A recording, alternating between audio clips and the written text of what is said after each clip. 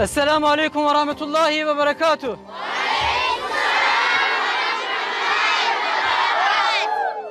Paylaşım Vakti Yardım Derneği olarak Afrika, Uganda'dayız. Uganda'nın Mayuge şehrinde Kabayingiri köyündeyiz. Bu köyümüzde toplamda 750 kişi yaşıyor ve bu 750 kişinin 600'ü Müslüman. Bizler de bu köyü seçtik. Müslümanların yoğunlukta olduğu ve Hristiyanların da gayrimüslimlerin de diyelim daha doğrusu yaşadığı bir köy. Burada inşallah bu açtığımız su kuyusu vesilesiyle bu diğer kardeşlerimiz de İslam'ı tercih edeceklerdir. Buraya en yakın su kuyusu 2 kilometre mesafede. Bu etrafta görmüş olduğunuz çocuklar, kadınlar günün yarısını belki daha fazlasını su taşıyarak geçiriyorlar.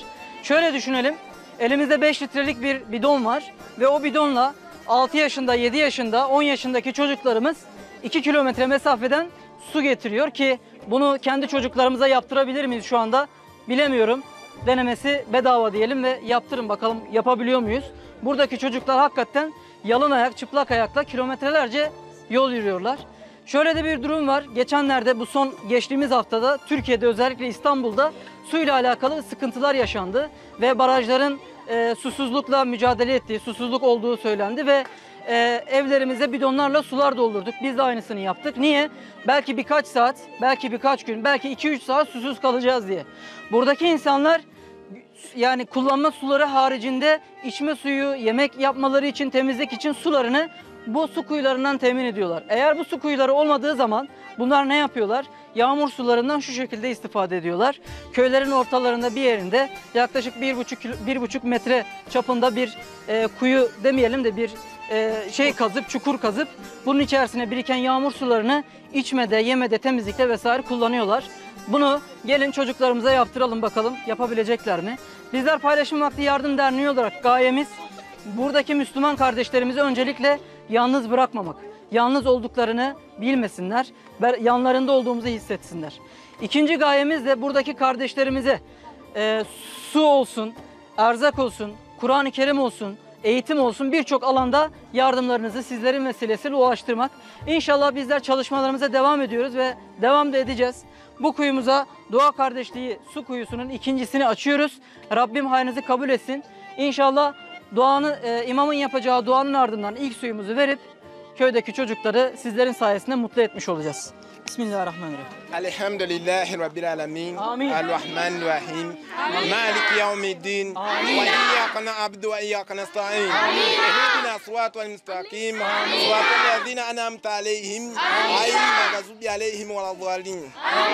Amin. Ya Rabbi amin. Amin ya Rabbil alemin. Amin ya Rabbil alemin. Allahümme entes selam. Ve minke selam. Tebarekte celalul ikram. Allahümme Rabbena atina fid dünya hasenatan ve fil âkhireti hasenatan ve qina azabannar. Allahümme Rabbi ighfir li ve li validayya ve lihumma kama sajjala. Allahümme İzli İslam. Allahümme tebarekte ya aziz akram. Allahümme amin. Allahümme amin. Allahümme ala seyyidina Muhammedi ve ala ali seyyidina Muhammedi sallallahu aleyhi ve sellem. Elhamdülillahi Rabbil alemin. Amin. Allah razı olsun diyoruz ve suyumuzu inşallah veriyoruz. Sunda. Ey maşallah. Ulan. Akbir Allah ya Allah.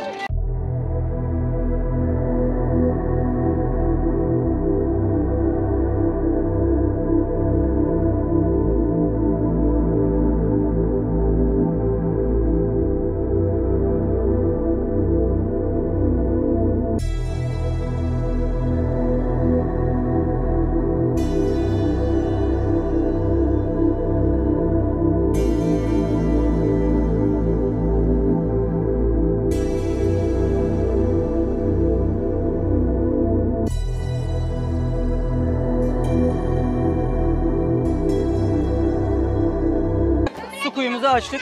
Şimdi bu su kuyusunun bir de hikayesi var. Geri kalan kısmı var. Bu su kuyusu hisseli bir su kuyumuz. Doğa Kardeşliği grubu olarak 80 kişinin ortaklığıyla açılan bir su kuyusu. Yani bu ne demek oluyor?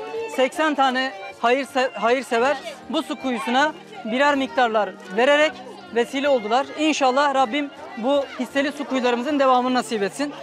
Bu mutluluğa, bu sevince ortak olan, vesile olan kardeşlerimizin, hayırseverlerimizin isimlerini okuyayım. Bismillahirrahmanirrahim. Reyhan Türkoğlu, merhum Mustafa Aktürk adına 16 hisse, Naciye Yücekuş, Recep Yücekuş, Nedime Yücekuş, Esmanur ve Beyzanur Belina Yücekuş, Suat Yücekuş, Fatma Şengül, Aynur Usta, Gülbeyaz Gümele, Aynur Gümele, Tulay Gümele, Hanife Işık, Adem Türkoğlu, Döndü Türkoğlu, Nurhayat Sönmez, merhum Muhammed Yüce, Kübra Kür, Zekiye Yüksel, Nisanur Kaya, Nurgül Kaya, Esengül Çimen, Şaziye Macit, Feride Yüksel, Huri Aktürk, Ayhan Kocacık, Erdinç Atalay, Mehmet Polater, Sevim Tek, Adem Tek, Nedim Polater 2 hisse, Şükran Sarı 2 hisse, Muhittin Soygider, İlhan Korkmaz, Mustafa Yanar, Ahmet Türkcan, gel bu tarafa, Hatice Özdemir, Havva Kabaoğlu, Hasan Özübek, merhum Ahmet Arife Mustafa Onuk, Güngör Önder, Gül Yücedağ, Şenel Gümele, Miraç Eren Kurtay, Şenur Yıldız Atan, Muhammed Said Atan,